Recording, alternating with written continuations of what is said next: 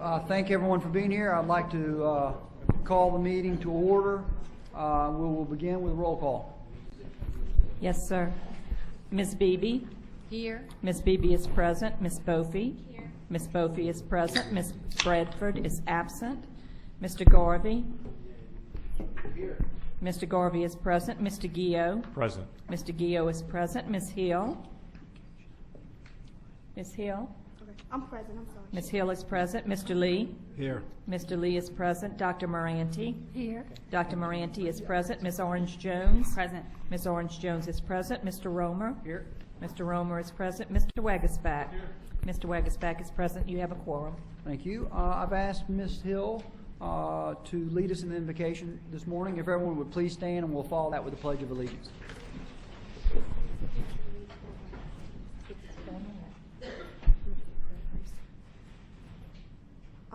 Let's pray first. Father God, we come to you right now, Lord God, as humble as we know how to, Lord God. Lord God, we ask you to touch each and every member on this board, Lord God. We ask you to touch each and every representative that's here today, Lord God, on whatever particular issue that they're here to represent, Father God. Father God, we ask you to touch our hearts to do the right thing for our children, for the state of Louisiana, Lord God. Let us put our politics aside, Lord God. Let us put our parties aside, Lord God. But in your name, let's do what's right for all children, Father God. We thank you and we praise you. Amen. I pledge allegiance to the flag of the United States of America and to the republic for which it stands, one nation, under God, indivisible, with liberty and justice for all. Well, I broke my microphone. Somebody's dream has finally come true. My microphone broke. Thank you, Ms. Hill. We need approval of the agenda, and I believe we have an emergency item. Does that need to be just added, 8.1? Or approval of the agenda, including emergency item 8.1. So moved. Second. The motion and a second. Any objection to the agenda? Hearing none, so moved. We members need to pull item 7.1 out of order and take it first, which requires us to go into executive session. I know there's language that I'm supposed to read specifically, so I'm going to read that. The board, I asked for a motion to go into executive session to discuss litigation concerning Barrios v. the Louisiana State Board of Elementary and Secondary Education et al., 19th Judicial District, docket number C618821, section 26. Like a roll call vote to go into executive session. It will require at least a 2/3 affirmative vote to go to an executive session. And I will inform everyone that if we do so, no votes will be taken in executive session. All votes will be cast in public. So I would ask for the vote to go into executive session. We need a motion first and a second. So move. Second. There's a motion and a second. Motion by Ms. Bofi, second by Mr. Gio. Roll call vote, please. Yes, sir. Ms. Beebe? Yes. Ms. Beebe votes yes. Ms. Bofi? Yes. Ms. Bofi votes yes. Ms. Bradford is absent. Mr. Garvey? Mr. Gio? Yes. Mr. Gio votes yes. Ms. Hill? Yes. Ms. Hill votes yes. Mr. Lee? Yes. Mr. Lee votes yes. Dr. Moranti? Yes. Dr. Moranti votes yes. Ms. Kira Orange Jones? Yes. Mr. Orange Jones votes yes. Mr. Wagasback? Mr. Romer? Yes. Mr. Romer votes yes. You have a quorum. Members, we will now go into the anteroom for executive session. I will remind the crowd and members that no votes will be taken while in the executive session. If a vote is required, it will be done in public. Thank you.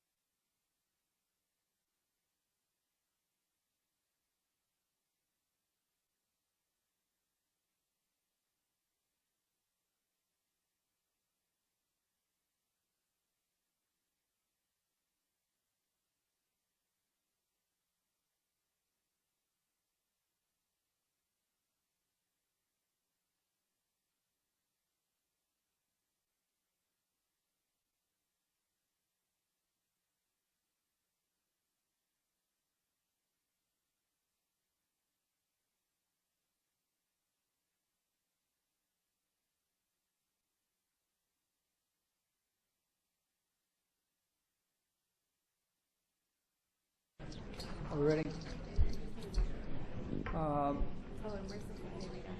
Here it is right here. I'd like a motion, if I could, to reconvene into regular session. So moved. So moved by Mr. Lee, seconded by Ms. Orange-Jones. I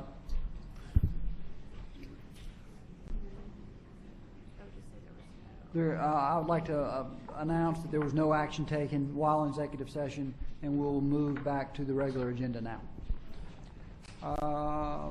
We need a motion to approve the minutes. Item 3, March 8th, 2013. Motion by Mr. Lee, seconded by Ms. Orange-Jones. Are there any comments or questions regarding the minutes? Any objection?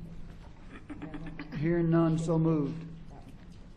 We will move to item 4 as soon as he steps in, which would be a report by the State Superintendent of Education. I will take this moment to recognize that we have a number of comment cards on various agenda items.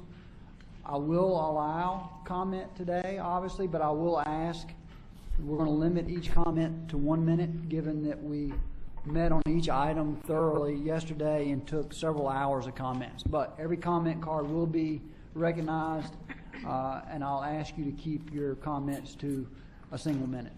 Mr. Romer, Yes. if I may, out of professional courtesy to you, I did follow proper procedure regarding both agenda items, emergency agenda, the request to address the in bloom item, as well as the RSD concerns.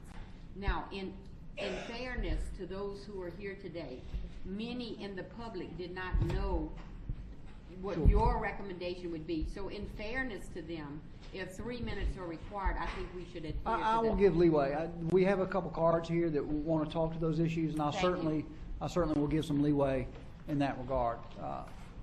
Thank you for your suggestion. We can take, he's on his way. If you don't mind, we'll wait 1 second for the superintendent, and we'll get his report.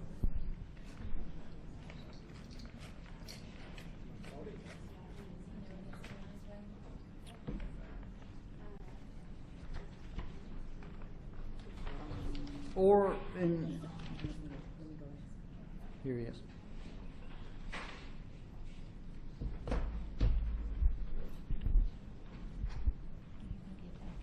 The floor is yours, Mr. Superintendent. Thank you very much, Mr. President. I apologize for the delay. Board members, I wanted just to bring you up to date on 3 issues that are, I think, moving quickly and that are exciting, and I'm looking forward to helping to make happen across the state. They are what I think are the things you'll be reading most about over the course of the next couple of weeks, and want you to be aware of them. The first is our early childhood pilots, which we announced here at the meeting yesterday, and which I want to talk a little bit about in terms of what will actually happen. The second is the Louisiana Teacher Leaders Initiative, and the third is our work on high school diplomas. Let me start with the early childhood work. As you know, there were Act 3 passed into legislation last year, now requires that we have a unified network of early childhood education and care services provided in our state. Rather than separate standards for Head Start, separate standards for pre-K, separate standards for child care, we are instead seeking to have uniform standards, uniform access to information, uniform accountability, and a uniform planning and funding process. We solicited local school systems, local nonprofits, local Head Start agencies, and others to help us design what that system would look like. And we were anticipating 5 parishes or 5 regions becoming pilots that could then lead us through this policymaking process. We received 20 applicants, which was far beyond where we thought we would be, and are very happy to have 15 parishes by way of 13 applications selected into this year's pilot process. They will be together designing unified networks of early childhood care and services in their region. In some cases, in rural regions, parishes banded together to provide one regional approach. In some cases, in urban areas, lots of agencies came together around one table. And I'm very excited about it, think it's promising. We will be studying them, codifying what we find, and at the same time asking them to develop models that we can then replicate. And I would imagine in future years we'll invite more regions into this initiative so that over time it will grow and we'll have a statewide set of networks that have unified early childhood. Similarly, every school in the state nominated at least one representative for our Louisiana Teacher Leaders Initiative. And tomorrow, and I invite you, board members, will be the first meeting of the 2,000 teacher leaders.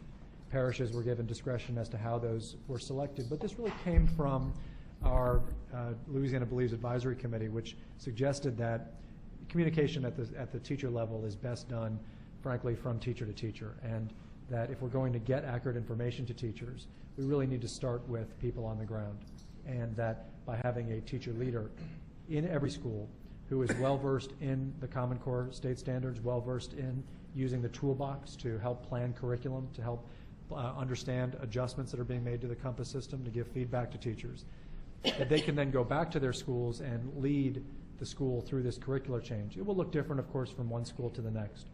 We also, I'm thrilled to say, we have superintendents coming and district officials as well, and some principals from every district are attending as well. It should be a great day, and we have a special guest kicking the day off, and it should be, I hope, a good way to honor the great work those teachers are doing and equip them with the information that they need. It is a 2-day affair.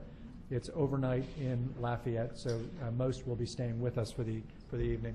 The state has funded almost all of the expenses other than whatever personnel costs are associated with the local school system.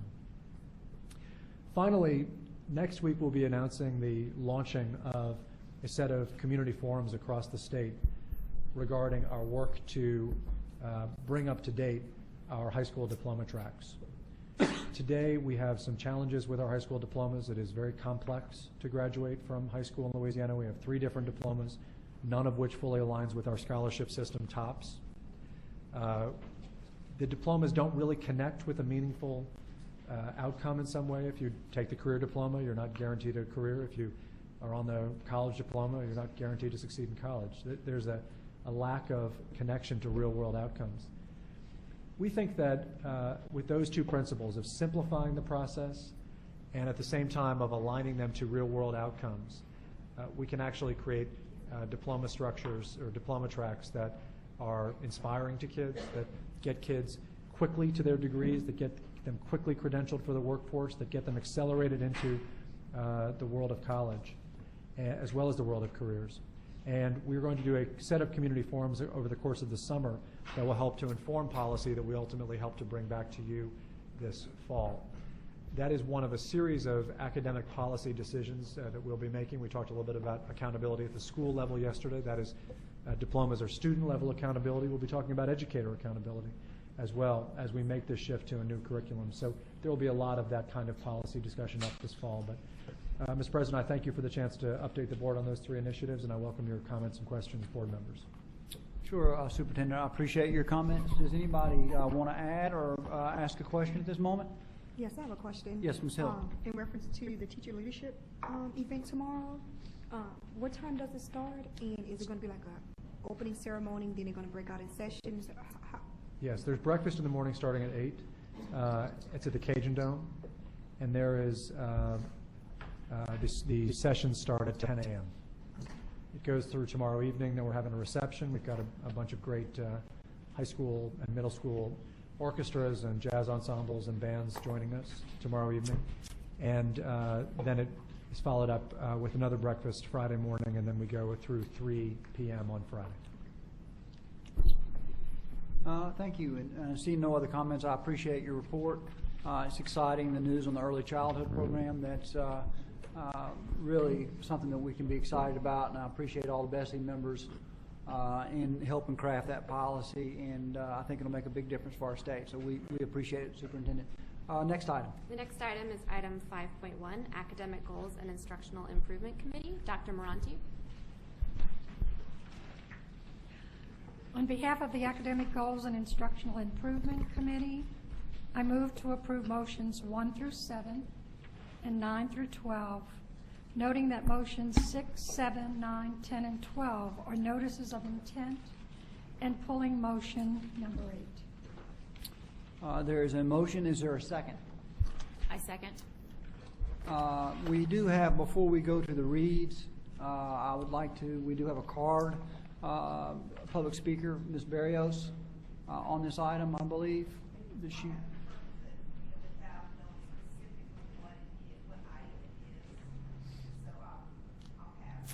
Okay, thank you. Proceed. Did you have a, was there a read? You need to. All right, so let's have a motion. There's a motion and a second on the certain items to be approved. Is there any objection to those items? Hearing none, so moved. We will go to the read or pull items now.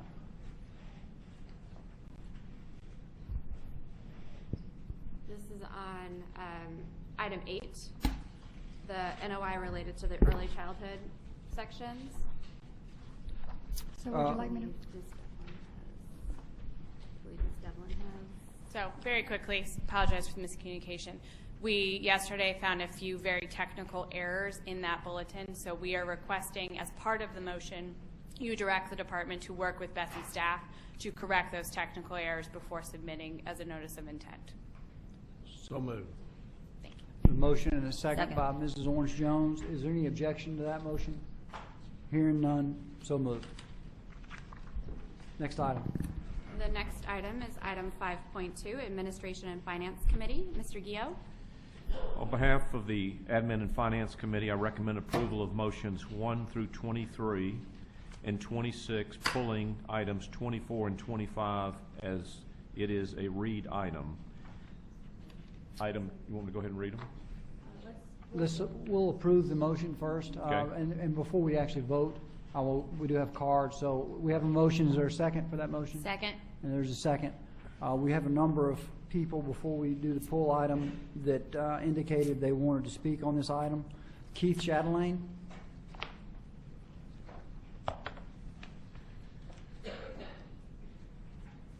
And please state your name, please.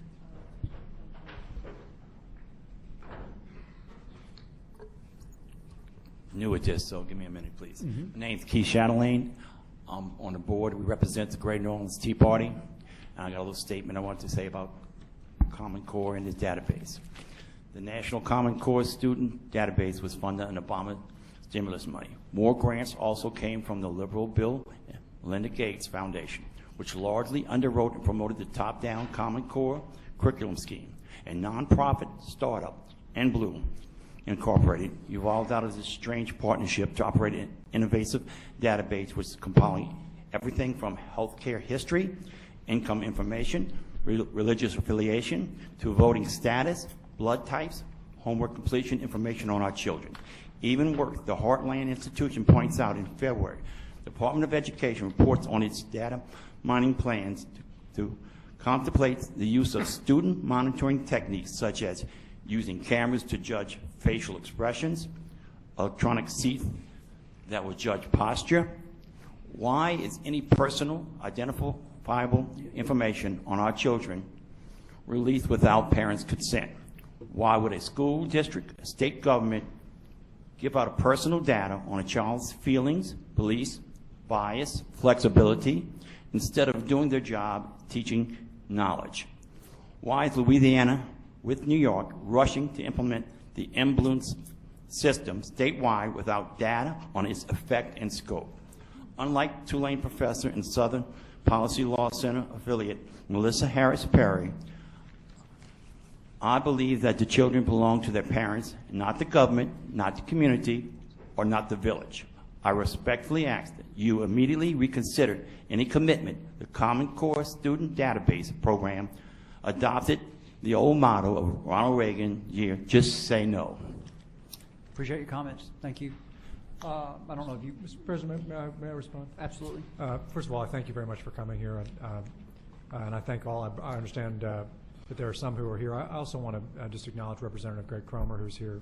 Thank you, Representative, for being here this afternoon. First of all, I want to take, for the board members, I'm just going to speak to them and sort of give them my perspective on this, that there are two separate issues that the gentleman has raised. One is the Common Core state standards, which are descriptions, brief descriptions of what students should be able to do, what math they should be able to do by 4th grade. That's not a curriculum, that's just a description. Under the idea that our kids in Louisiana should be able to do what other kids across the country should be able to do from a math perspective or from the ability to write perspective. But we have done a lot at this board to try to give local superintendents, local principals, and families the ability to choose the school they go to, the ability to choose the instructional materials they use. In fact, we have supported efforts to stop Baton Rouge from requiring the textbooks and the instructional materials that local schools choose to use. So I want to separate that Common Core state standards issue out. It is not associated with the database issue. Those are not the same initiative, but I think you raised some very good points around, first, the need to protect student information, the need to protect all citizens' information. The state is one of a large number of states that have stored their their information. In fact, every state stores student information in an electronic database. Since the dawn of computers, organizations have had databases that they share information in. Just like a parking garage, you can park a car in the garage, but that garage operator has no ability to touch your car and cannot use it, but you do have to have somewhere where you put the information. I think you raise important questions about the privacy within that. In this case, this state is using a database group, you noted in Bloom, just like every school system in the state uses a database organization. And all of us, whether it's a school system or whether it's a state, are required to operate under federal law and state laws that don't allow the sharing of that data unless that is also protected by those state and federal laws under penalty of felony if those data are shared more widely. I'd be happy to answer any specific questions from members about the initiative. I know we're probably going to hear some other. And then finally, with connection to, so what data are actually in there and what's the intent? I do want to say to you that I do think you got a little bit wrong. I agree with much of what you said in terms of what data, what information the state keeps. The state keeps identity information like name, the race of the child, the gender of the child or the sex of the child, the address of where the child lives. Those information have to be kept on file because ultimately if there's a transportation company, you need to give them the address of where the child lives. If there's a company that supports kids through instructional supports and tutoring, they need to know the name of the child. But we are not collecting information on the feelings or the posture or the religious affiliation or the aesthetic or the fashion or anything like that of the child. And I'd be happy to talk with you and converse with you after the meeting as well about those issues. But if you read it carefully, what they were saying on a database, nationwide, they want that information. They're trying to get more of that information. Sir. And look, you all bought into it, okay? You bought into it. Sir, You took it, you're taking the money. May I speak? There may be people who out there say they want something. We're not giving them that information on any child in this state. You took the stimulus money for one thing, which is part of the program. No, and if we want to go into other issues, let's Mr. talk about where Chatelain. money's going to go into. You're going to spend more money than before because of the fact that you got to change the whole system over anyway. As for Common Core, you're going to have to change your books. You have to train the teachers. You're going to have to do substitute. Chatelain. Besides the fact that the database is going to expand because you have to. It's going to be a national. You talked about getting everybody on the same plane as a student. What are we? We're not collective. We're individuals. Okay. In fact, sometimes you might be better off going from one school to the other because you'll learn something better. Chatelain, I appreciate your sentiment. It's very clear, your sentiment, and we did discuss, and it's a very important issue. I don't want to seem dismissive in my comments, but we did discuss it thoroughly. We understand your frustration. We've been reassured by the superintendent that, in fact, this data is protected. The data is the same data that districts collect right now, and they store this data just as we will be doing as a state. So I appreciate your comments, and I do appreciate the sensitivity of materials being shared. We do not want to do that as a state. However, your Common Core issue is a much broader issue that actually is not being discussed today.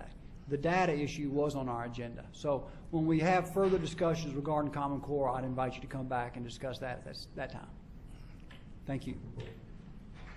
Karen Champagne.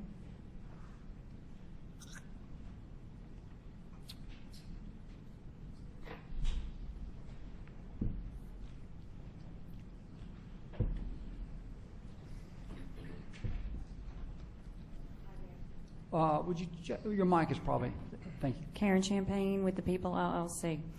I just have some questions. Do we currently have a contract with In Bloom? Yes, it's not a procured contract. It's a partnership agreement. We have a partnership agreement, and who authorized it? The department. Just as a school board authorizes, every school board in this state has a Doesn't the law require Ma'am. that BESE Ma'am? has to authorize any data collection system that we use? When you ask me a question, I answer it. I'd ask that I be able to answer it. This is not a procured contract. It's not something that the department has brought before BESE. I'm happy to talk, members, with you about policy regarding these issues. I think we're going to be talking a lot about, both with the legislature and with BESE, regarding policy on those questions. But as with a school board, they may make a partnership, and they do all the time, to share their information of their students with private organizations who then use those data to provide programs back to the students. We, too, have a partnership with this organization that is bound by federal and state laws to not be shared beyond those confines. It is a data storage place, a place where we store information. No one else can use it, and that is an agreement that's bound by federal and state law. Doesn't In Bloom provide a disclaimer that they cannot guarantee the safety of the information? I cannot, I don't have it on hand. I don't have their information on hand. But they are bound by federal and state Don't law. you think They are bound at by all federal and that state law like parents everyone else. should have the authority, not the state, of whether or not their child's information is shared with anyone? No, I think that's something. How we're are you gonna- going to guarantee my child's safety? I think that's something we're going to talk to the legislature about, but please know that, and you're asking, I think, exactly the right questions. I agree with you. I'd be concerned if I were in your shoes as well.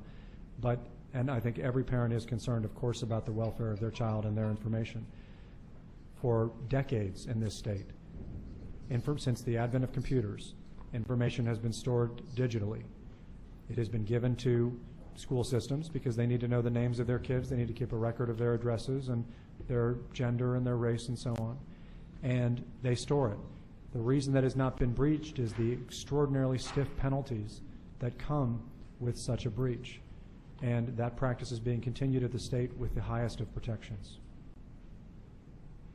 I want to know from BESE if there is anything that we can do to, first of all, look into who actually did authorize this, because it's pretty clear that any kind of partnership agreement, I mean, I'm still not understanding where the authority comes I will from. put it, there's no You can call dollar it a figure. partnership agreement. There's It's no a contract.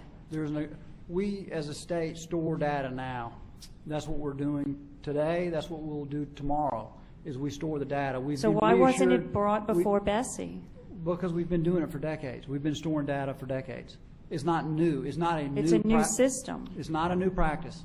It's a new It's merely a system, new and it's provider. pretty clear that the law states that BESE has to Ma'am, approve. it's merely a new provider that is bound by the same laws that every other provider who's provided this for the state has been bound by. Now, if we, Okay, but the legislature. you all were elected to represent Yes, ma'am. us I understand and that. protect our interests and the interests of our children, and that's not being done. I would suggest. Just by to the sit way, here and say that it's been done for years doesn't fly. Ma'am, I would suggest. Okay, we're not okay with it. We're not okay with you all appreciate saying it. that y'all are going to give out our children's information. It is not okay. First of all, let me restate this, and I appreciate your time, and your time is up.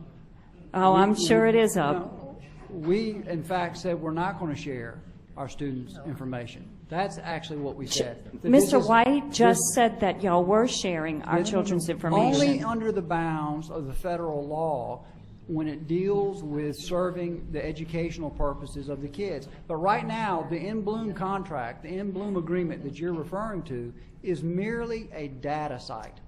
It's a storage data site, nothing more than that. And any further use of that information would be bound by a new agreement if, in fact, one ever arose. That's where we stand. In Bloom, which is what people are here to talk about today, is a data storage device. And a data sharing system as well. No, it's a data storage device. Any further information would have to be approved by the state. It's called the Shared Learning Collaborative. Ma'am, I'm telling you what the agreement says. I appreciate your time. Angela Alice. See the agreement.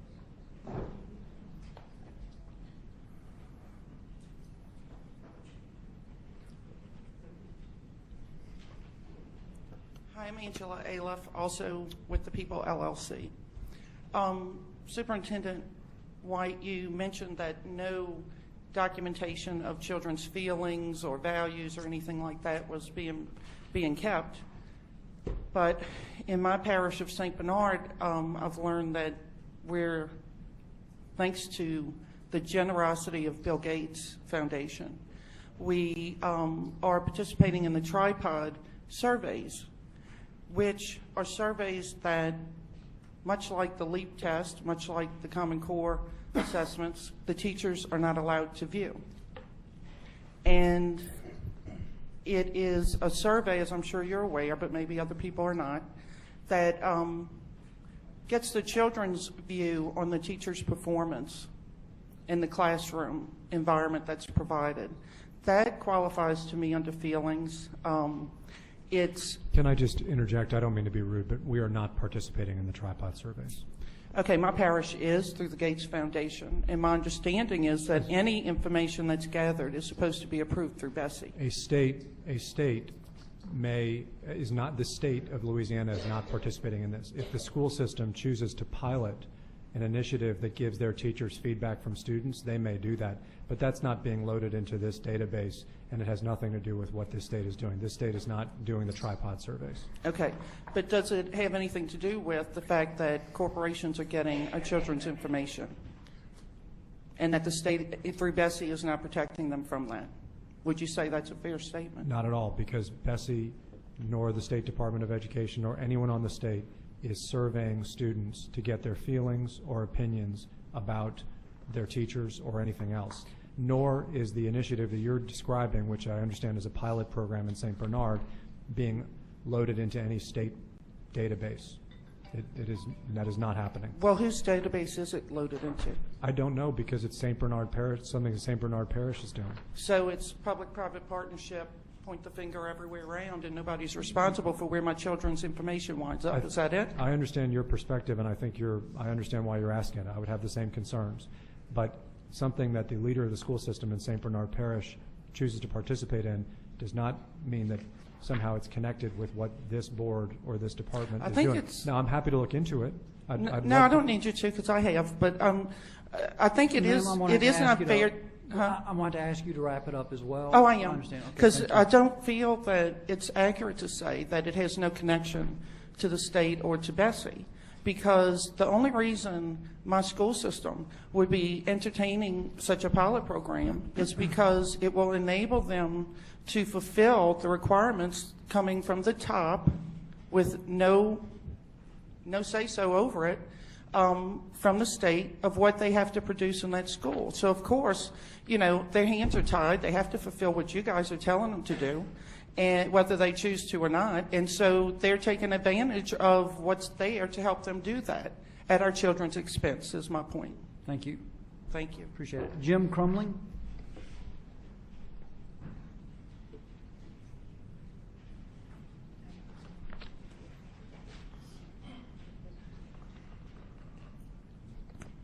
Good afternoon. My name is Jim Crumling. I represent a lot of parents and an organization called the Acadiana Patriots. I value y'all's opinion, but I've heard things that dispute some things that I pulled off of the internet that are research.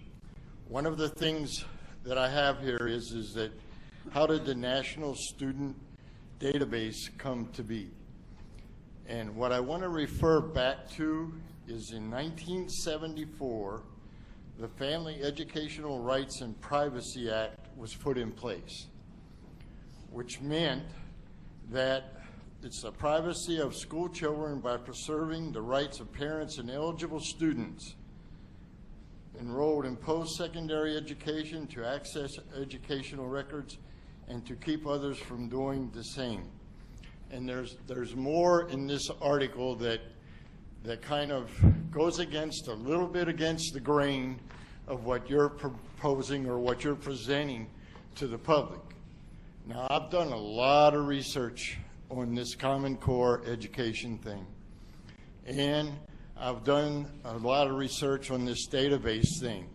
One thing I know, having been doing this for about 4.5 years on different levels of government, is the fact that when you receive money from the federal government, which has happened in this case, and that started in 2009, there are stipulations that go along with that. I do not trust, and I'm sorry, this has been created over a long time, and it's nothing personal to y'all, okay? But it's kind of the way that things have gone in this world today with government. I beg to differ with you that these databases will not be used. First of all, with Common Core, I asked the president of the school board in Lafayette if he knew what Common Core was. His answer was, the government's going to take control. And that is what's happening with government. Government is going to control the books, they're going to control the education, and this Common Core thing is headed down a bad road in the future. I might be wrong, but I don't think so. I've done the research. And what I'm saying is this database thing concerns me. Yes, sir. Very much. And I'm not only representing the concern of Jim Crumling, I'm representing the concern of a lot of people that I've spoken to, and a lot of people know what I do and call me. And people are concerned. So I'm not sure what this organization or the state has to do to make people feel comfortable, but my personal feeling is that this database is going to be used for some not good things, and I think it's wrong, and I agree with those people, that the parents should have total control of what data. You say, Mr. Superintendent, that none of this is going to go anywhere without our permission. And I beg to differ with that because I know how things work. If I can appreciate you, I appreciate your comments. And by the way, I want to say that I think your comments are well made. I think we share the concern, and this issue has obviously been heightened in the past couple months, and board members have in fact been paying a great deal of attention to your comments and comments like yours. We've been working with the superintendent to make sure we understand exactly what that relationship is. The good news is we have a much higher level of confidence than we probably did 90 days ago. Your questions are still well made, and your points are still well made. I know the legislature is considering the same type of issues, and we too, as a board, expect the privacy of your student and your child's information to be protected. And so your points are well made, and we are continuing to examine what information is gathered, how it's gathered, and how it's stored, for that matter. So I appreciate your comments, and I appreciate you being here today. Okay, Thank you. Thank you. Yes, Ms. Bofi. I'm Holly Bofi, and I represent Southwest Louisiana. And so I hear your concerns about the database, and I think that's something, that's an issue that this board takes seriously. And I have a child in the public school system, and so I'm right there with parents in the fact that we need to be very cautious about data and how we use that data and who we make that available to. So I want to let you know that I hear that. In reference to the Common Core standards, I understand that you had a response from a school board member. What I'd like to offer to you is, one, I would encourage people to go online and look at the Common Core standards for reading, and the Common Core, there are English standards and there's math standards. And I also want to let you know that when it comes to standards in the classroom, Ms. the Bofi, standards are what? I'm going to allow you to finish, but I will make this point real briefly. I mentioned to another speaker that we weren't going to go into a great discourse on Common Core today. I allowed the speaker to mention them, and I will allow you to finish. Thank you. But that's not actually an agenda item, so I'm going to limit the Common Core discussion from board members to some degree. Yes, Mr. President. Thank you. Coming from the classroom, this is an issue that I take real seriously. In terms of the government, dictating what goes on in the classroom about the curriculum.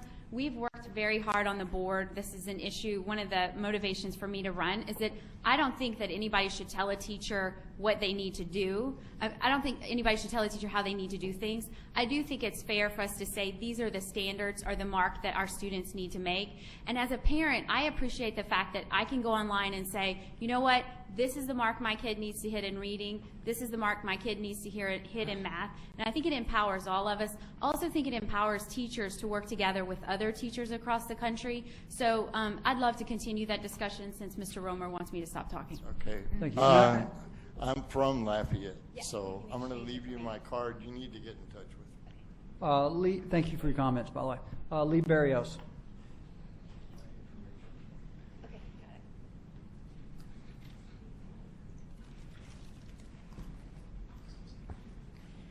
Lee Barrios, retired teacher from St. Tammany. Louisiana RS 173911 states that the board shall review and approve, modify, or reject the data collection system created by the department pursuant to this section. I ask that the board move to reject any sharing of student data until this issue is thoroughly resolved and at least an opt-in or opt-out program is developed. Common Core is intimately associated with the student database collection by virtue of the standardized test that is now being developed to align with the Common Core. Our curriculum is now being aligned with the Common Core. It does involve curriculum. Beyond the intent of making comparisons between academic achievement of schools between states, and Bloom states that it will provide this data, it states it will provide this data for commercial purposes. This information is not only being stored, it is being shared. It's called the Shared Learning Collaborative.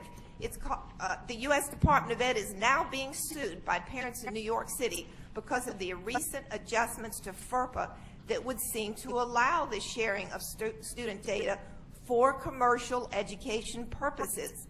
Additionally, in a series of email correspondences published a month or so ago, obtained through a FOIA, there is one stating that, quote, both Agilix and the SLC Gates Alvarez team will be here Monday, January the 7th, to walk through the steps for getting our LDOE student data into the SLI Shared Learning Warehouse.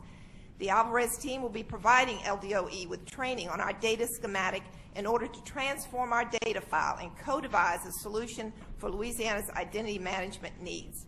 This indicates pretty clearly that LDOE is currently sharing student information with at least one other company besides In Bloom. I have a copy of an MOU from 2011 running through 2015 signed by Ollie Taylor, agreeing to release student information to Credo for a research project involving the RSD charters that I was told that Superintendent White initiated. By what authority is Superintendent White able to make these kinds of decisions? And did BESE board approve this MOU? This seems to be old news, and yet BESE legislators, educators, and the public are just now becoming aware of it. How far has this data sharing gone without public knowledge? I again ask the board to reject the collection, the sharing of this student data and this partnership until this issue is thoroughly resolved and at least an opt-in or opt-out program is developed. Thank you. Thank you, Ms. Barrios. Just for the board's sake, I did not live in Louisiana or have a job in Louisiana in 2010, so that insinuation would not be true. Secondly, with respect to the question of the data being shared, the data are in a storage place. Student information in any parish, whether it's St. Tammany, whether it's St. Martin, whether it's anywhere else, is stored. As on a computer, it is stored. And the question that you raise is it being shared? It is not being shared with outside vendors. Grant Barker. I believe it's Barker. And if future speakers are reiterating what the previous speakers in essence said, I would ask you to keep it as brief as you could, please. I will not be reiterating. I have I would like to begin with one. Would you state your name, please? Grant Barker. I represent myself. I have a simple question of what exactly is the benefit of having In Bloom host this sort of data for all of our schools? It's the same as having any other data storage. But I mean, you mentioned earlier that all of this data is has been stored for years, and it has been kept in local terms, kept in in-house records. What is the benefit of having an outside agency come and manage all They're this not storage? in-house now. Every district in this state, I shouldn't say every, the vast majority of districts in this state use storage, outside third-party storage for the data collection that they do. But it isn't mandatory, correct? I suppose it's not, but physically, it's probably impractical to think that you could do it in-house. Well, yes. But so what benefits does having In Bloom come in and manage it? What benefits are there? I want to ask you to finish your comments. In Bloom is the data storage center. Okay, that's the group that does the data storage. They're not managing it. They're simply providing the space for the data to be stored. And I mean, from our perspective, I don't know that there are advantages relative to other groups. The point is we have one, just like any other parish school system has one. And I think that we can, I'm with the idea of discussing data security. I think that's obviously in today's day and age, that is an extremely important question. What is the right of government to collect information? What is the right of government to store information? When should it be used for various purposes? Those are all good questions. I don't know that there's a distinction between this one and that one that totally sets one apart. Well, in this case, the organization in question, In Bloom, is being funded by the Bill and Melinda Gates Foundation. And in order for them to come in, we received federal grant money from it, correct? No, those don't have anything to do with each other. I think what was said before, one of the gentlemen said there was something about federal grant money and Race to the Top and the Common Core standards. There was a federal competition called Race to the Top.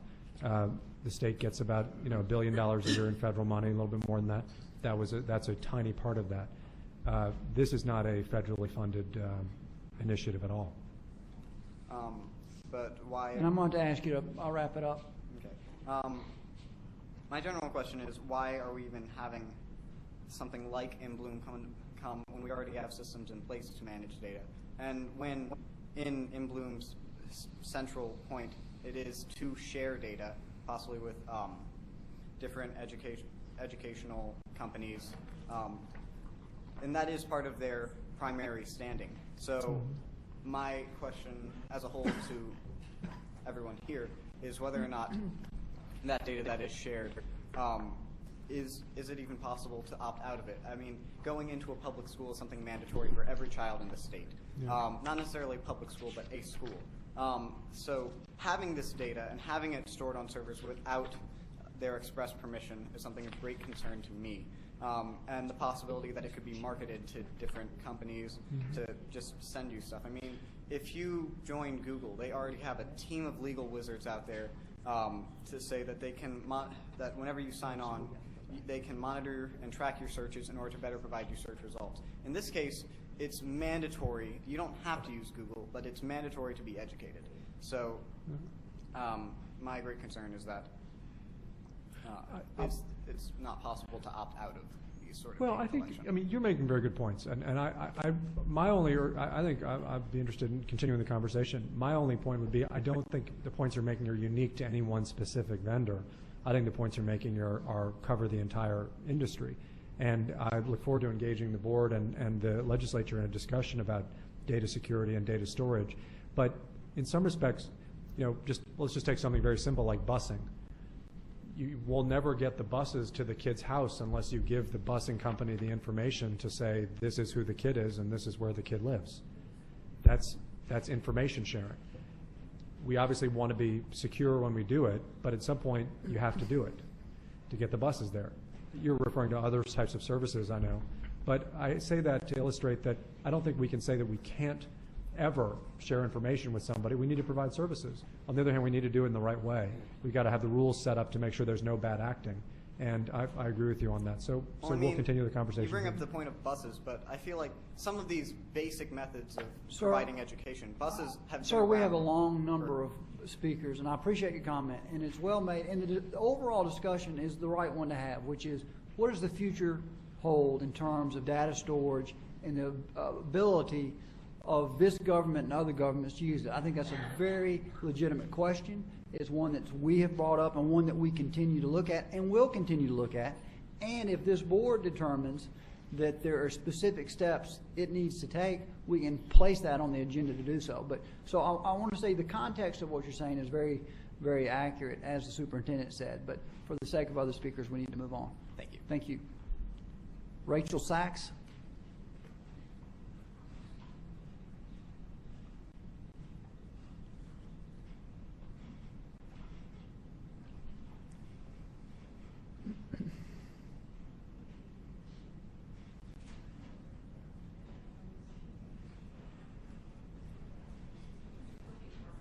Do you want to call the next speaker while she I gets can. ready? Cedric Barker.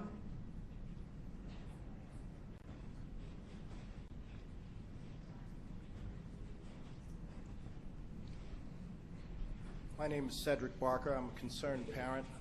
Grant, in fact, is my son. And I took him out of school because I thought it was important that he let this Sir, is your committee know. microphone light on? I'm sorry, Mike. I think it is. Just Just pull it move it closer. It's not a. Can you hear me now? That's better. Thank you. Okay. I'm not going to reiterate what was covered already, but there is one thing I want to ask, and that is the state of Louisiana received an IES grant, a $4 million IES grant to de-identify students' names and social security numbers. As a St. Tammany resident, my son and my daughter both were, we were required to have a photograph and social security number in their file when we signed them up for school. Why can't this information be coded as opposed to using their real name and can be decoded at the local level so that, like you say, for school busing and things like that, they'll know, the local schools will know. But as far as what gets transmitted on a national scale to the federal government, that we can use this program that we already have in place to, I'm just making a suggestion, so that we can keep these a blind, assign them a barcode or something as opposed to their name. That's just my suggestion here. And that's very well taken. And we do, kind of encrypting and coding when we share information with outside providers. I say all that to say that information like a student's name, for example, is information that the local district collects and transmits to the state and the state stores. But you're right. If we provide information, we provide it to private vendors. Often we provide it in a way that doesn't provide the exact name. It just provides a kind of anonymous identifier. I hope the board would make sure that this is done with this information instead of providing the names and social security numbers and pictures of these students. Thank you. Appreciate your comments, and it's a very good suggestion, and is one that I think we should look into in every way in this regard. So I appreciate it very much. Thank you. Thank you. Rachel Sachs.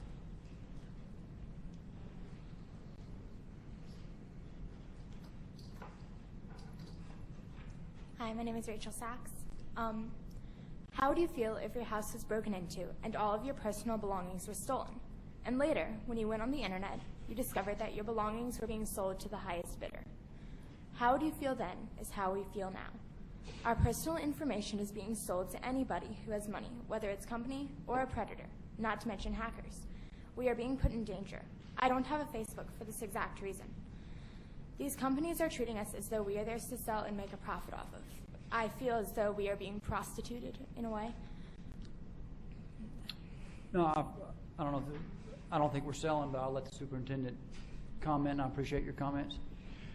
We haven't sold the information to anyone, and I appreciate the impassioned comments that you make.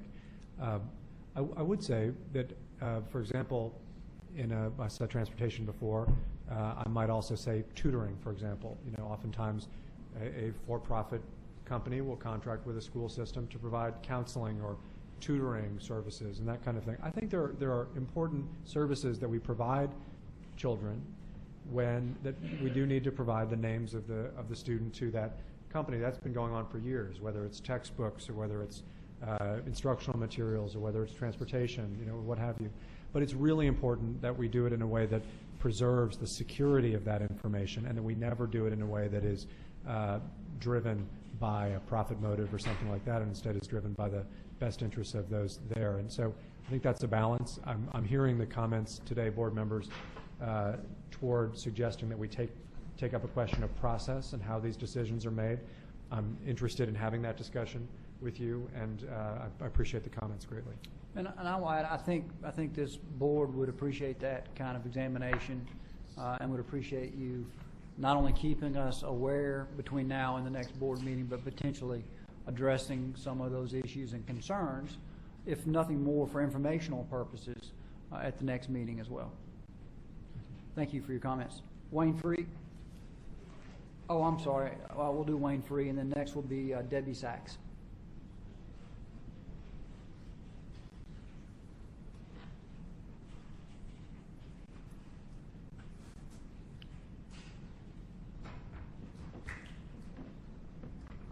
Wayne Free, Louisiana Association of Educators. I'm a strong believer that there is a way that data ought to be shared, that data is important, that we learn a great deal from it. I was not aware of In Bloom until the last 2 or 3 days. May I ask, how many of you have gone onto the website and looked at their services and what they do and don't do? Okay. If I may, I have a little concern. Again, let me say, there are times I want to have data available, segregated or aggregated in ways that don't identify individual students. But as I read the services on their website, and I'm there now and saw it yesterday after I heard some of the comment, their data and content services integrate student records and learning resources that currently live in a variety of places and formats to make it easier for people to find the information they need and to simplify that use. They enable a wide range of applications for student data more effectively and efficiently, with the ultimate goal of unleashing innovation in the marketplace and making personalized learning a reality. Learn more about the education companies who are building apps to run and collect data from our organization. I think it's important that we be able to share data, to look at what students are not doing, that we have ways to make sure that that data does not identify students. I'm not sure how they're aggregating and disaggregating that data. If they provide that data based upon a zip code so people can market to those schools and places, I think that creates all kinds of problems. I don't know what your contract is with them.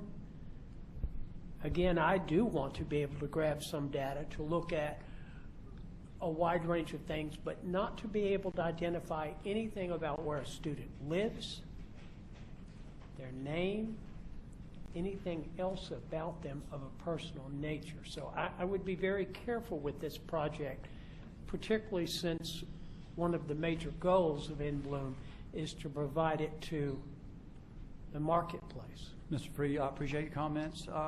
They're well made, and we'll certainly, we know that you always remain engaged in the discussion and look forward to your suggestions in this regard. Did you have an additional comment, Superintendent? No, just that I share Mr. Free's thoughts.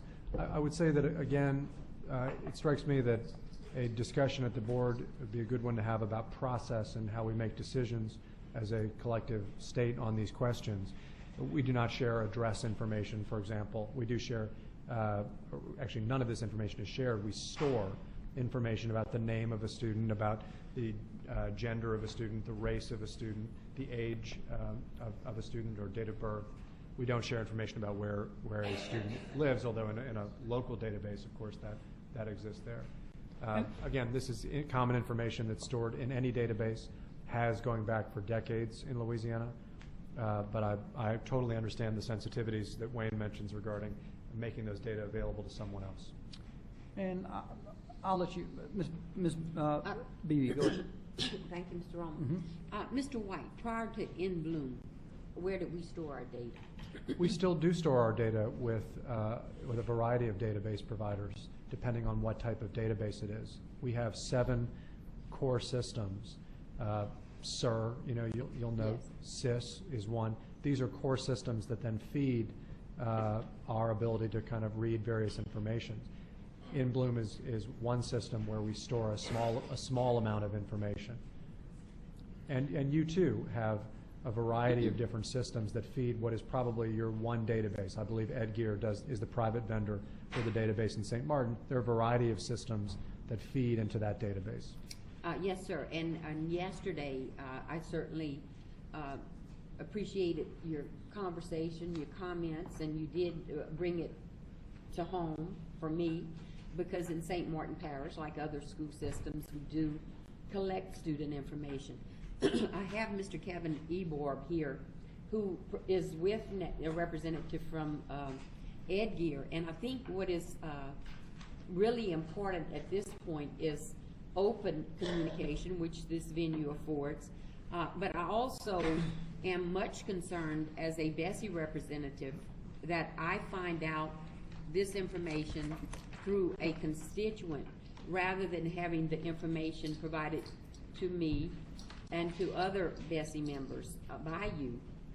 Again, that's where there's a breakdown in the trust component, and certainly I'm much concerned with some of the comments made, and certainly appreciate those who are here today. I recognize their concerns are real, particularly when you go on the site and you see it's for sharing, in other words, we've heard a lot about market shares, so you can put your cursor over certain parishes, for example, and it gives you the district size, the school performance, and so forth, which would allow out-of-state vendors to come in, and it's certainly with the charter industry, it's giving them quick access to the most vulnerable, if you will.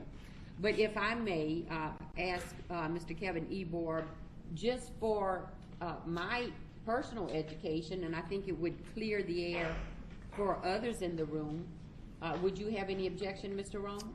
Not at all. If you can keep it brief, I need him to make sure to fill out a card before you leave, so we'll have it for the record and state your name. Oh, I apologize. Ms. Sachs was here before you, and I apologize that I missed you. That's if okay. you would go ahead and state your name and make your comment, and then we'll go. Okay, no problem.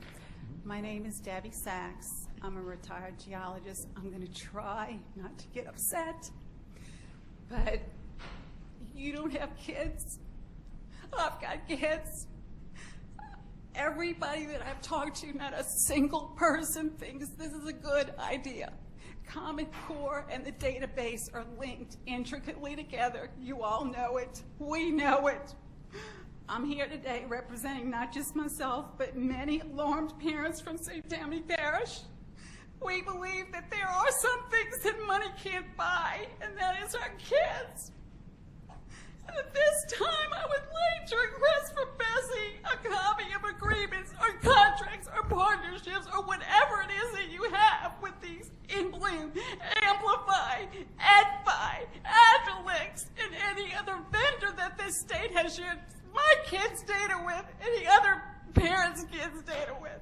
And look, if you don't think Common Core and data sharing are linked, Friday, the Republican National Committee came out last Friday with a resolution against Common Core and data sharing. What's wrong with Louisiana? What is wrong with you people? I'm sorry. I'm sorry. If if some steps are not taken here, guys, immediately to track and abolish this student database that we know is filled with our children's most sensitive and personal information. We are not going to hesitate to sue the Department of Education and the state of Louisiana with the free legal counsel that has been made available to all of us in St. Tammany. I'm sorry. I'm sorry. You don't need to apologize. I appreciate your comments, and appreciate you being here. And Mr. Romer, I did ask Mr. Ebor because St. Martin was put in the spotlight yesterday just to talk to our experience. He introduced himself earlier, and I'll look forward to his comments as well. First of all, my name is Kevin Ebor. I am the Senior Developmental Engineer for Ed Gear, which houses about 85 to 90% of your student data. I really didn't want to fill out a comment card because I'm not really making a comment. All I want to do is explain in less than 1 minute of kind of what's happening here. You'll have to fill out a comment card anyway, but go ahead. I'm going to make this analogy to. Ed Gear is a company that has a database that most of the districts have data in. I want to say it is a very big apartment complex. We maintain the grounds, we maintain the system, it's an unfurnished apartment. When a district such as St. Martin, which I appreciate because 3 of my children are in public education in St. Martin, when they lease an apartment from us, they put their furniture in it. At that point, we give them a key. They can get into their apartment, they can leave their apartment. I do have a master key, which anyone knows if I walk into her apartment and take her couch, I'm responsible for theft, so we do not use it. It's her data, it's her furniture, it's her residence. We do nothing else with the data. For many years, I don't know how many, we have been reporting data to the state of Louisiana. The districts are reporting data to the state of Louisiana. That has not changed.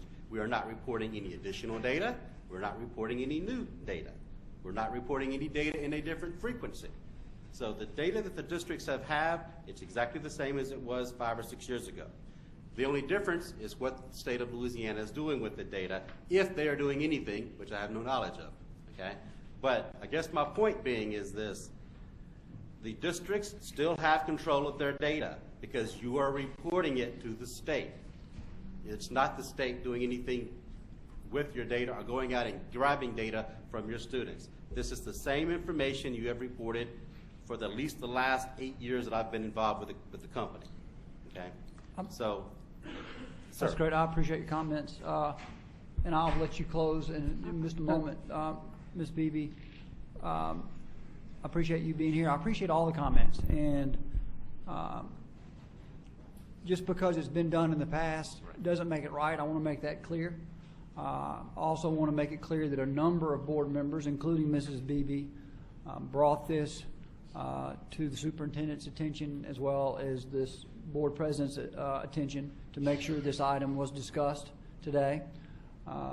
We all expressed the same concern. There is a lot of information on the internet in regard to what is and is not being done, some of which needs to be, all of which should be either confirmed that it's false or not, and we've asked the superintendent to start making sure that is cleared up. I'll give an example. For instance, what data is collected is an important thing to know.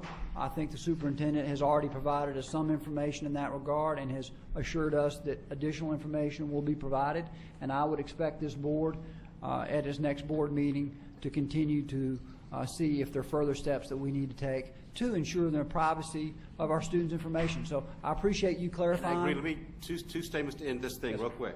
Well, I guess my point is this: the districts are still in control of sharing the students' data, okay? Because they're the ones who feed it to the state of Louisiana. And what was your phone number in case they wanted to call? No, I'm joking. I appreciate you being here today. Ms. Hill and then Ms. Beebe, if you would close on this item, item 24, we need to get a motion to approve and move on to the next item. Ms. Hill and then Ms. Beebe. I just have a couple of concerns as well, and I'm in agreement with Ms. Beebe because this was never brought forth to the board. I end up receiving emails from constituents and concerns in reference to this matter. And I share the concerns even with the parents, even though I don't have any children, but as a citizen, I want my privacy to be protected at all times, and I assure that and put things into place so I can protect my privacy. However, I want to know from you, Superintendent White, are we violating FERPA in reference to the parent right? And No. I think that's something we need to look at on a federal level. I'm happy to share with you the laws, and I'm happy to share with you anything in relation to how the agency handles its data. But no, we are fully in compliance with FERPA, and we're monitored regularly on FERPA issues.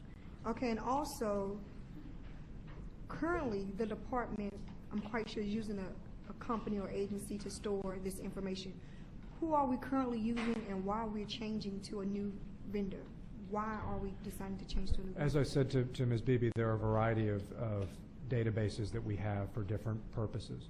For this purpose, we were offered the opportunity by it's a nonprofit organization, to house some of our data in. It's potentially, in the long term, an opportunity that schools might want to take advantage of in ways they could see their students' data in better ways, clearer ways. For now, we're not sharing it. But I would like to come back to the board, and I certainly will, and outline all of the databases that we have and the process that's used in terms of ensuring that there's FERPA compliance. I'm happy to make a presentation to the board on that, Mr. President, if that helps. That'd be great. Well, I think maybe before we move forward, maybe Superintendent White needs to come back and give, for me, some clear understanding and some clarity in reference to the database and this company before we try to implement this process. Mr. President? May I respond? May I respond, Mr. Romer, at this Yes. point, since you said I'm Well, giving closure? I'm going to let you close. Can I get Mr. Garvey, and then I'll come back to you. You'll be the last to speak, if you wish. Do you want to? Yes, please, if that's okay. I don't want to do it before we close. I've heard several of the parents say, what is it that we can do now or next to try and help fix this situation? And I wanted to point out to them, first of all, that I share their concerns. I've met with the parents at a meeting recently. At that meeting was Representative Pearson and Senator Crow. And Representative Pearson and Senator Crow said that they would join forces to present legislation that would address this issue. You've heard several assurances from the BESE members, from the superintendent, about what data is not on this database and what sharing is not occurring. But Senator Crow and Representative Pearson are going to put those assurances into law, which I think will make you feel better about getting assurances. Assurances are great, but getting it into law, I think, is one step better. With regards to FERPA, there's some rumors going around that FERPA is getting watered down and that it's not doing what it used to do. Well, this law could go beyond FERPA. We could have a tighter law in Louisiana than what FERPA has. So as far as what you could do next, I would say let's get together with the senator and the representative. And I got an assurance yesterday from the superintendent that his department is working with them to put these kind of assurances into the legislation. And that would be my suggestion, is what to do next. Let's go that route, see if that route solves our issues on this. And if not, then we can maybe think about what is the next step after that. Thank you. Ms. Beebe. Thank you, Mr. Romer. I do agree with Mr. Freed that data are important to school systems. In fact, yesterday when I brought it up, I will say again that Superintendent White threw it back at me, and I can appreciate the fact that we do need to collect data. But again, I reiterate my concern that as a board, we were not informed. In fact, when I was approached by the constituent, I didn't know what she was talking about. And this is upsetting to me because I am responsible and should be educated to those concerns and be able to speak to the concerns. Also, I would appreciate, Superintendent White, if you would provide the board with a copy of the Memorandum of Understanding, as this decision was made some time ago, because Louisiana is in phase 2 of this shared learning collaborative. And yet we're just now having the conversation, and that's upsetting to me. So for future reference, if we're going to trust each other, and it's all about communication. Yesterday, we spent, I don't know how many thousands of dollars on media relations, advertising firms, and so forth. A lot of that could be avoided by simply communicating effectively with stakeholders. And as you pointed out to me yesterday, Ms. Beebe, St. Martin Parish has collected data for years. So what is your issue? Well, again, if you had communicated to the board that this is what shared learning collaborative is all about, and that we are engaged in this memorandum of understanding, perhaps we would not be entertaining these concerns today. That's my point. Thank you. Thank you, Ms. Beebe. I would like to, we need to finish this agenda item. I'd like for approval, ask for a motion to approve items 1 through 24 and 26. 24 is going to be pulled. That was, I think, what we just did. That was addressed to 24. Ms. Beebe had asked for number 24, item 24 to be. Are you satisfied, Ms. Beebe, that item 24, that was, you had asked, I believe, to have that item pulled? 24 was the one we just addressed. Yes, I want to make sure. But I want to get a response from Superintendent White. Are we going to be provided with a copy of a memorandum of understanding and come back to the next meeting to further discuss this concern? Because I want the stakeholders to feel comfortable moving forward that we are up and up and that this is what is happening, that we assure them that their information will not be shared, and I think we need to further discuss. I'd be happy to provide the agreements that the department has with all private providers of data type services. I'm happy to do that, and I will instruct my staff to do it. As to the question, including in Bloom. Of course, yes. And as I said to the gentleman, I forget your name, in the red shirt, I think that these are issues that are critical, and it has, of course, in Bloom is one, but you're talking about a range of providers, whether it's EdGear, whether it's in Bloom, whether it's a testing company.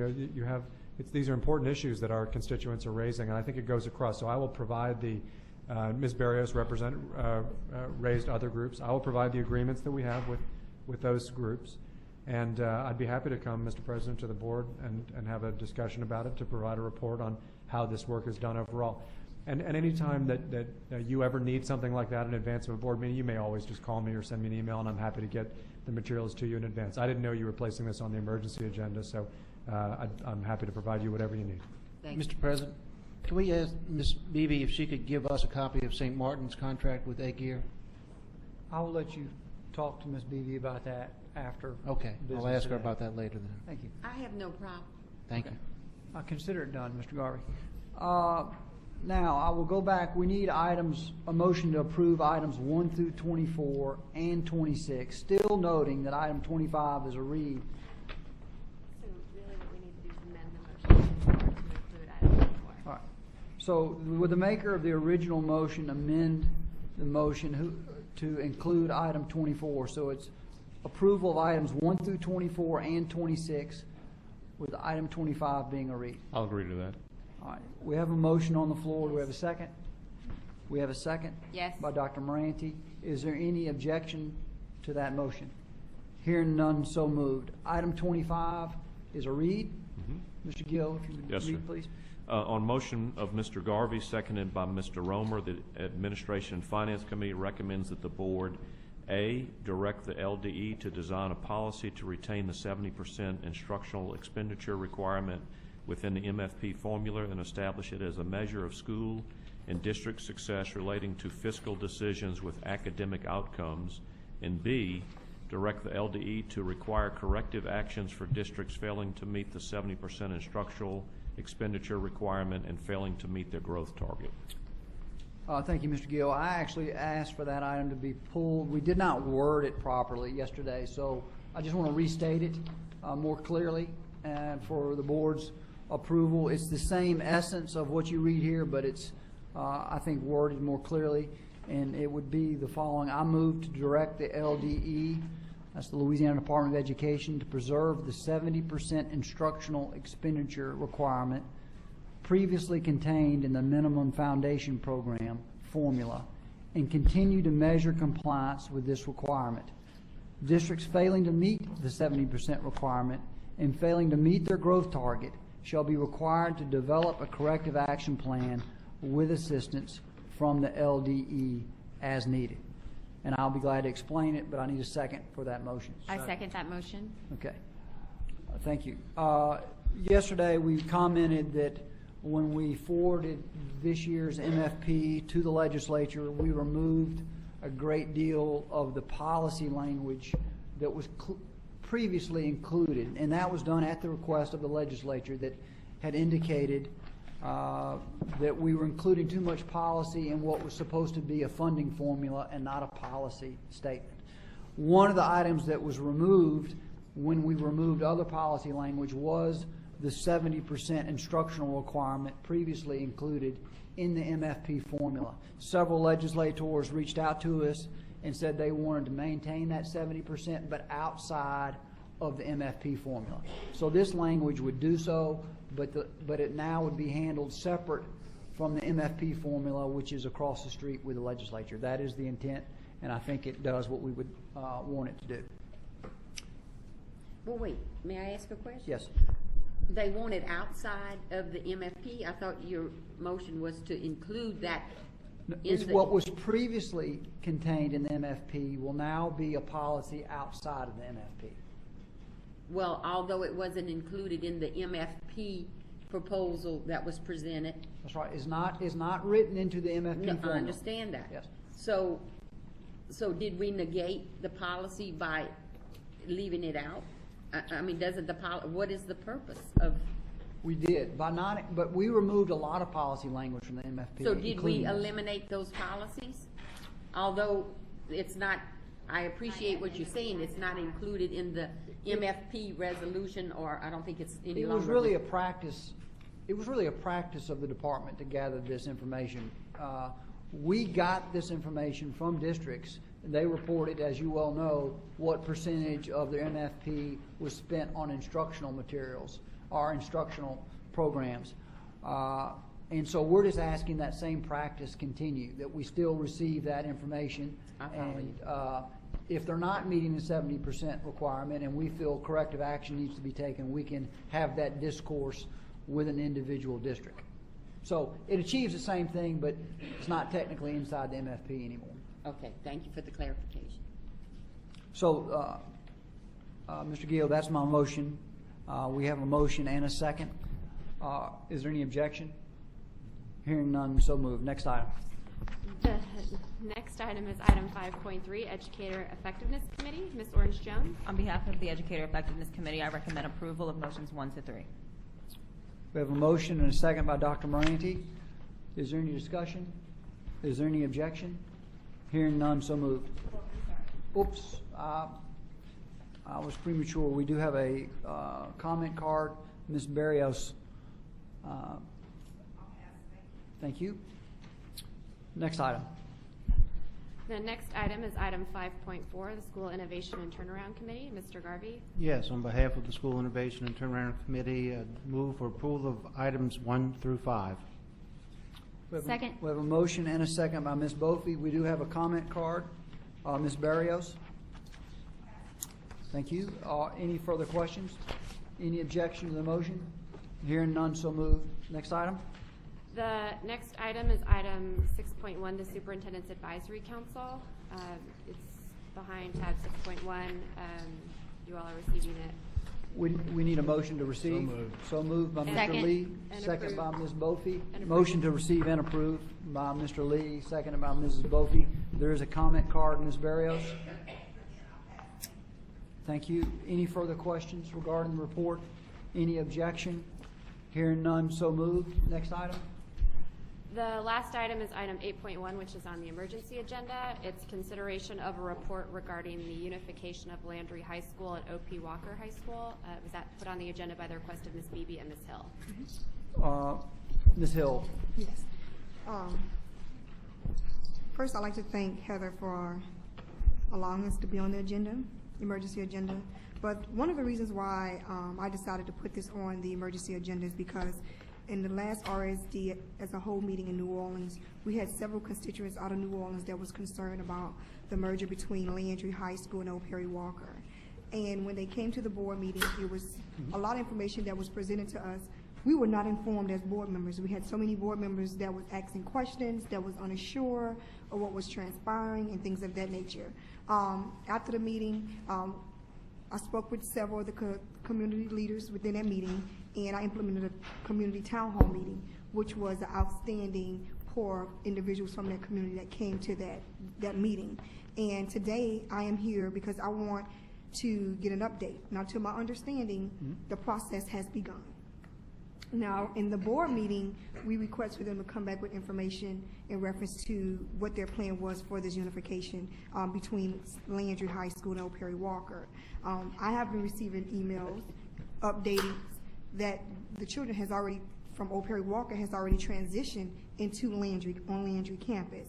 And so I'm here today because I want the Recovery School District to come speak to this matter. Now, they send out activity schedules in reference to, you know, how the classes are supposed to take place, the kids making a transition, they're showing pictures.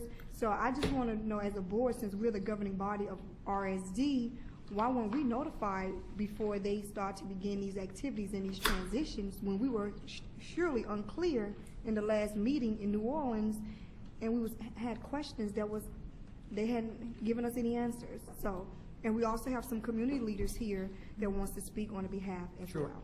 And I appreciate, Ms. Hill, your comments, and I do have their comment cards, and I will give them the opportunity to speak. We've had other members, Ms. Orange Hill. Yes, Orange thank Jones, you. I'm sorry. Mr. Chairman, I appreciate the opportunity. I just want to say I welcome the Friends of Landry and community members who are here today. I'm looking forward to hearing their comments. This is certainly a very, very important merger and unification and process that's happening that has huge implications for a beloved community in New Orleans.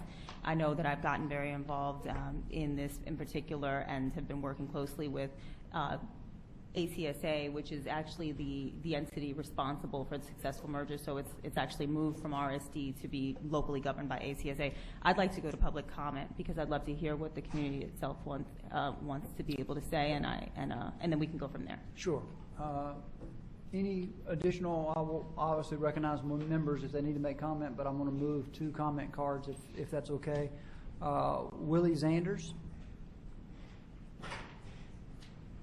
And I believe Mr. Zanders had a handout, which we'll, I think they're passing out now. Yes, Mr. President. And you can, we okay. 15 copies at the beginning of the meeting. We appreciate it if each member would have an opportunity to read it later. I'll just highlight some of the things, Mr. President. Yes, sir. And state your name again, please, for the record. My name is Willie Zanders, and I am I'm not the attorney for the Friends of Landry because we're not in court. I'm a legal advisor. Yes, sir. And we don't want to go to court.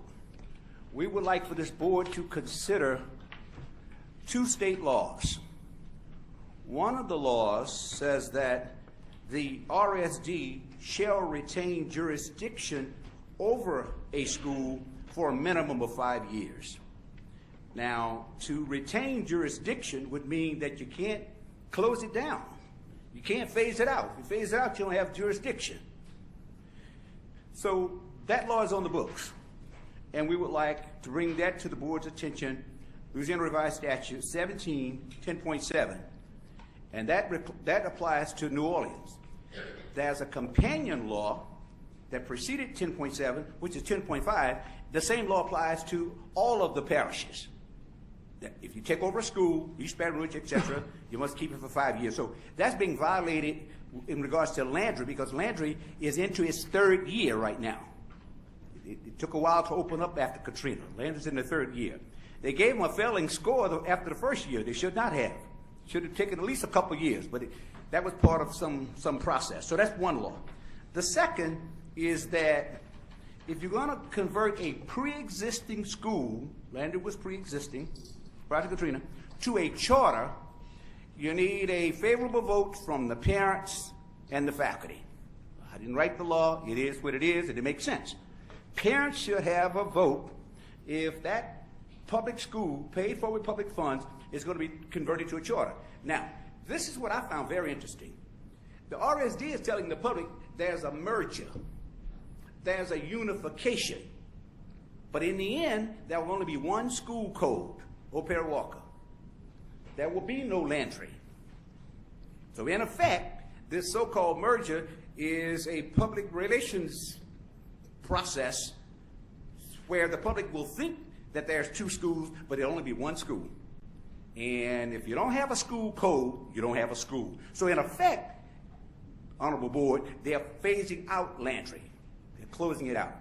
And you can't do that unless there's a vote of the parents and the faculty, and that wasn't done, and that law is referenced here.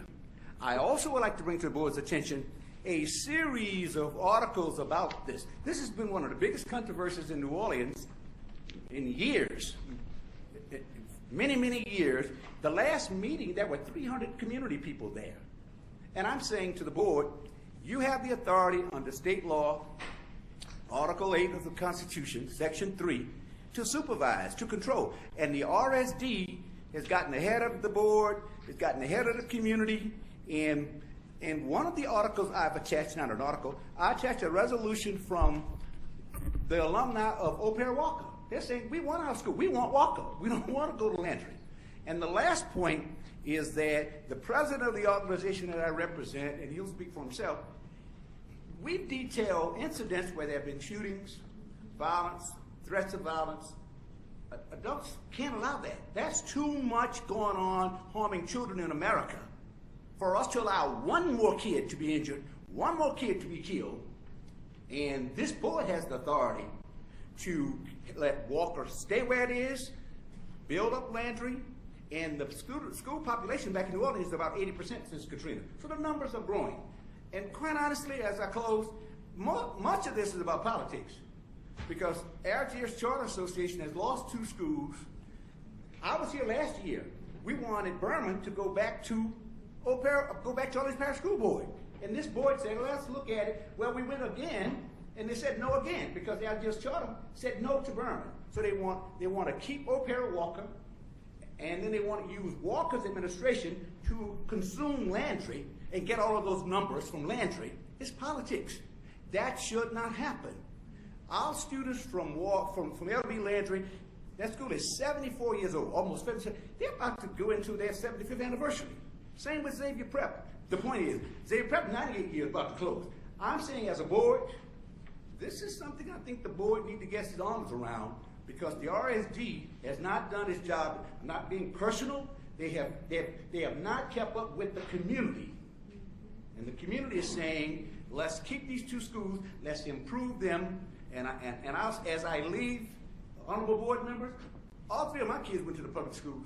I really would. I'd be working free if they were trying to close McMain, and I fought to help open 35 after the storm. So I'm just saying, this is something the board can get its arms around, and that's why I'm here. Thank you. I appreciate your comment. I think we have a board member that has a question. By all means. I haven't had a chance to look through your packet. I was trying to take notes as you spoke. Do you have the police report on the incident relative to the student that you're referencing in terms of getting hurt? Yes. Because I was at the most recent meeting in New Orleans, and it was presented that the student was hurt because of the situation with the 2 schools. I walk out of the meeting. I'd like for Mr. Lamont to address that. He has the card in part of his time. And he can address it? Yes, okay. Yes. Thank you. Appreciate your comments. Thank you. Almesia Warner.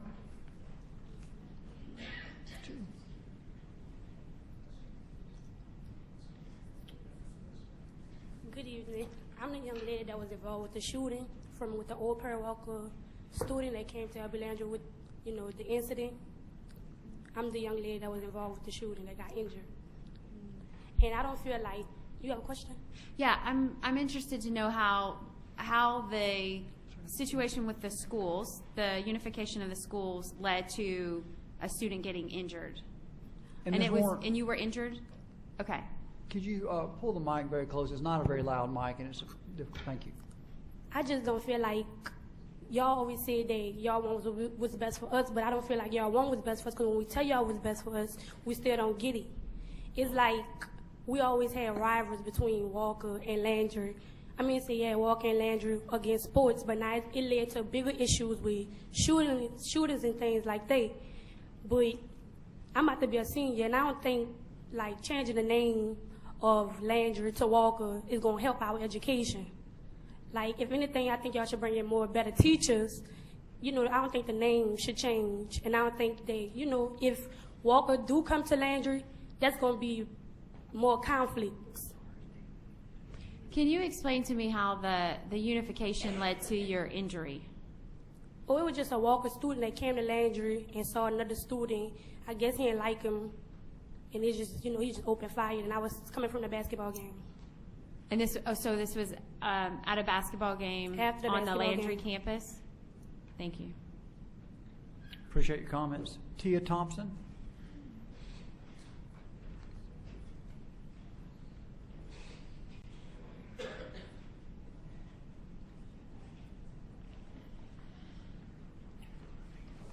Good afternoon. My name is Tia Thompson. I am a junior at LB Landry.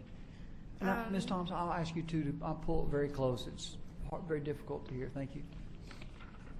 Okay. The unification, I don't think it's a good idea because you have to look at it. Y'all want us to get an education, but from what we hearing as students, that it's going to be 1,200 students in Landry next year if Walker and Landry merge, meaning if now, as the amount we have in classes now, 30 to 35 students in one class, how do you guys expect for us to get an education with over 45 to 50 students in one class?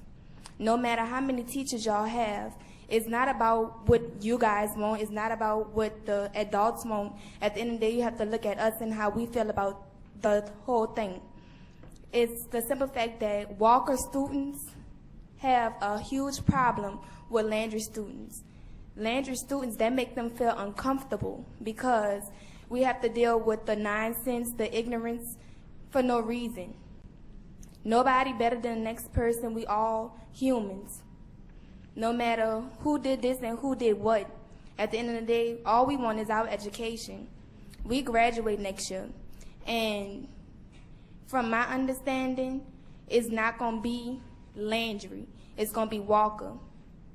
I started at Landry when Landry first opened as a 9th grader. And I plan on ending my school years as a Landry student, not an old Perry Walker student. Because Walker students and Landry students, you can't combine them together. It's not about who better than the next. It's always going to be competition with them. And it's not really too much competition with us as students. It's us being uncomfortable, but it's competition with them because they think that they're better than us. I'm going to ask you to wrap up if you don't mind. I appreciate your comments. Okay. Well, I guess I could be finished then. Thank you for being here today. Do we have a representative from the Algiers Charter School Association here? I know this is an emergency agenda item, so I realize if they're not. I know we have another card in, and I know the superintendent and Ms. Orange Jones were going to speak. If they'd like to speak, they're welcome to fill in a card and do so. I'm going to call the next person, Derek Lamont. And I apologize if I mispronounced the last name.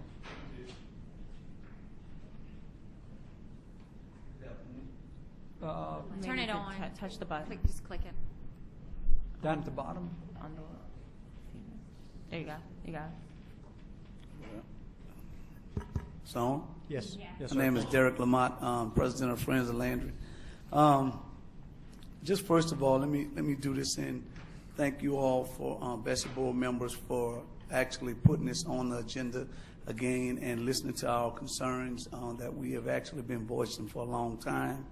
I do want to state personally that Ms. Kira Jones and I have been in some intense dialogue in the last couple of days about this issue, and she has come up with a solution where we're going to be meeting on it real soon.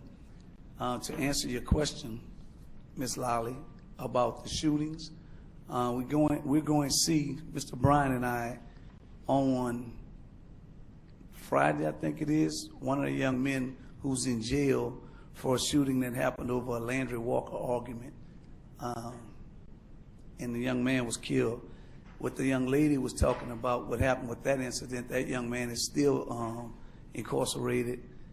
And I don't want to say any names, but he's still incarcerated. What happened was the day before, him and that other young man was shooting basketball in the playground. And the young man made a comment about, "We come and take over your school." And they got into a fist fight. The young man obviously felt like that guy got the best of him. And the next night they were, after a basketball game, a bunch of students from Landry were at the bus stop. And he approached him, from what I can understand what the witnesses said, that we either going to fight or I'm going to bust on you. Well, bust on you means I'm going to shoot you. And that argument started from the comment of, "We'll come and take over your school." That comment, and I understand children are young and sometimes we immature and we're going to say those things, but what happened was with these comments, and that's actually, so you all know, that's probably the third person that's been shot. Okay? Walker and Landry been in that community for 42 years together. Landry been there going on 75 years, Walker 42. I'm a Landry graduate. We've always been like rivals, but we've never had any kind of conflict with each other. And doing work with the police chief and the police department in New Orleans just recently as last night, he's concerned about the spike in shootings in Algiers with young folk. And I did tell him that, you know, and I think, Mr. White, you and I have had these conversations for about the last year and a half, 2 years. Not that I was wishing for it, but I've been in that community for 52 years. Walker and Landry has never had conflict where it was violence. We would have some of the biggest crowds in the world, 5,000 to 10,000 people there from Walker and Landry in football games, packing gyms, track meets, you name it. We've never had this until they started going in our building. Mr. Lamont, if you could wrap it up, that'd be great. Thank you. Okay, I will.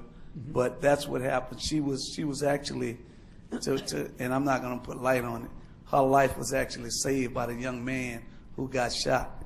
I just happened to be at the game that night, and at that night, they ran back in the building and said, "Coach Skip," that's what they called me. The young man has been shot. So I went down, and I guess that military kicked in, and we were able to save his life. But when the first responder got there, he said another 2 minutes, and he would have been dead because he was shot in the artery.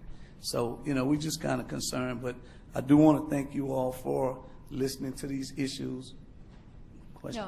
No, I've heard a potential solution you mentioned. Yes, ma'am. That came out of conversations with Ms. Orange Jones, and Well, so I'm not sure if you guys want to talk about that or if this is something you No, need to take back. and let me tell you why. I don't think we want to talk about that right now. I respect that. Because she did assure me that the solution that she's been working on, because I'll be honest with you, I was getting kind of concerned, but she did assure me that we have a solution. We've come up with it. I thought it was being ignored. I should have known better because she had never ignored us. But she has been to a couple of meetings with the Algiers Charter Board and just recently, and you know, to find out. So, And if I may, I will remind members, we do have an RSD meeting in May, toward the end of May.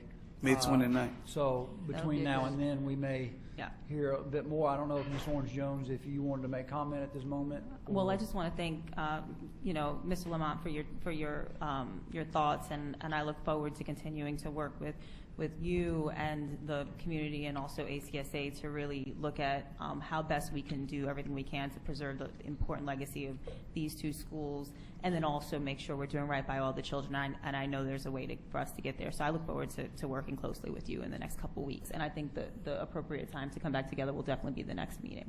And could I close with this, please? Yes. One of the concerns, or like the young lady said, about the number of children that we're trying to pack in one school, which the capacity of that building when it was built, and it was 12 of us involved directly with the contractors and all. The capacity was supposed to be 900 to 950. If we put 1,200 to 1,300 students in a building, where you only have an auditorium that seats 658, you know, and what are we going to do with our classrooms? And last but not least, it's concerning, it bothers us that Walker is not closing. They're trying to house another school in there. So, you know, I just hope we can come up with some other alternatives. Thank you. I appreciate your comments. And I just think the one, oh, no, thank you so much, Skip. To the question about, that Ms. Bofi raised about Mr. Adrian, who's also here, I don't know if you want to just come to speak to briefly that we are in fact having conversations. You might want to just talk to that one point. And that we are just having conversations and that how you're feeling about that. And I'll ask when you finish if you fill out a comment card for our record as well. You can proceed. Thank you. Somebody left a phone here? Good afternoon. My name is Adrian Morgan. I'm the Chief Executive Officer of the Algiers Charter School Association. Thanks for inviting me here this afternoon. In regards to the solution, as was referenced by the previous speaker, as indicated, there have been some recent conversations literally within the last couple of days between myself and Ms. Orange Jones regarding the situation with Landry Walker.